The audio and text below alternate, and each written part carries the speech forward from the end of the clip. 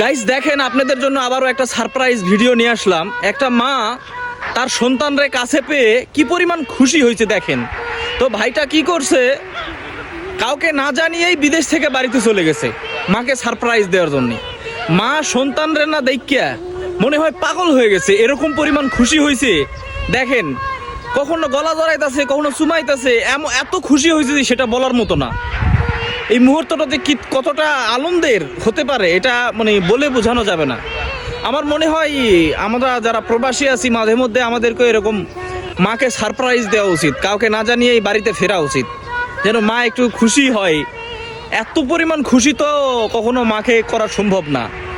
তো সারপ্রাইজিং দিয়ে মাকে একটু খুশি করা উচিত আমার মনে হয়। আপনাদের কি মনে হয় গাইস, একটু কমেন্টে জানাই যাবেন, আর ভিডিওটা একটু বেশি বেশি শেয়ার করে দিবেন সবাই, ঠিক আছে?